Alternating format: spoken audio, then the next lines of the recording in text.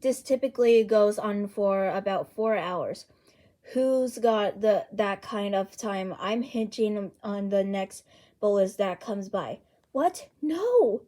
Fortune and glory await. 4 hours? It took like 10 seconds to get down here.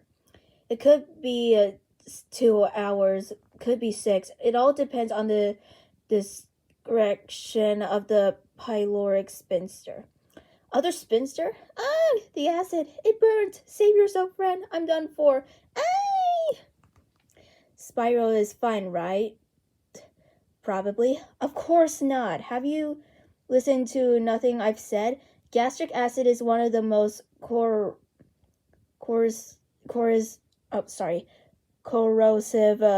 substance you can find. Anyway, where was I?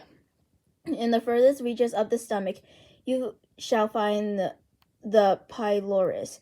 The Greeks call it the gatekeeper. Only the meekest scraps of food enter the pyloric canal, at the end of which awaits the pyloric spinster, which requires all food the styrene entry to pass the test. Are you the keymaster? It only allows a small amount of time through every few minutes. The spinster gets closed when greeted with too many proteins or lipids. They're held back for longer progressing. This is why people often feel fuller longer than they eat meat and fat instead of pasta or rice.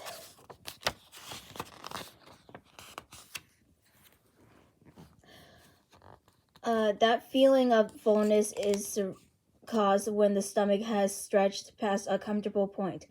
Then it's time to stop eating. The sphincter at the top of the stomach relaxes, venting air through the esophagus called a bleh. The burp comes from a gastric bubble in the fun disc formed from swallowed air. The reason the esophagus is attached to the side of the stomach instead of directly on top is to prevent air from constantly escaping. Burp, burp, burp, bleh. That makes me wonder. Once in a while, blood drains out of the cheeks and a ridiculous amount of saliva fills the mouth. Soon after, muscles near the throat lift and hot porridge gushes out. Oh, sorry, that makes me wonder. I forgot to say that. That saliva is sent to protect your teeth from the gastric acid contained in the substance known as vomit. Raw power whenever you need it. That's barf. Before it is filled to the bursting, the stomach will send signals to the brain that it's taking in more than it can put out, even if it's not full. Receptors in the stomach wall test the contents and send info into the brain, which tries to decide if the mouth has sent in a poison or a pathogen, I don't know what that word is, that the immune system can't handle. They're ringing off the hook. Send excess blood to the abdomen. I don't know how to say that word, but it's okay. Mayday. Yeah, that's the guy who's going to throw up. The stomach begins to move in small waves. Lower sphincter, pyloric sphincter. The pyloric sphincter opens back up to let contents back in. The stomach muscles squeeze as the esophagus opens its doors. Herk. Wow, no wonder it's often has some bits of food that I'd seen earlier. Now substance vomiting is usually caused by a virus with food poisoning, that's called a norovirus. The brain first provides a warning through the feeling of nausea, a very clear signal to stop eating. Nausea also accompanies motion sickness. The eyes report movements that contract contradict with the balance felt by the body.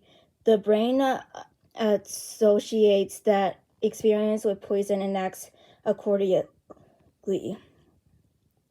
So, if vomit can come from the small intestine, does that mean the path there is through the pyloric sphincter? Bitter stuff, wild green, full of bile. You have learned much.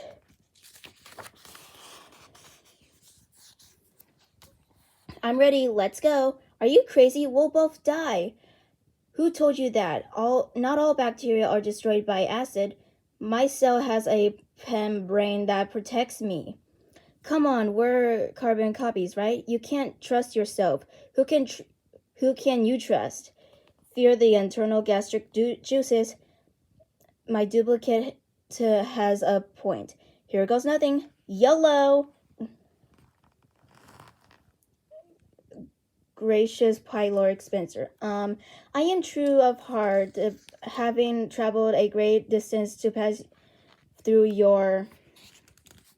Okay, not so tough. Blech. Slam. Whoa. Where am I? You're in the duodenum. The what? The duodenum is the it's the uppermost part of the small intestine. Everyone is so dramatic around here.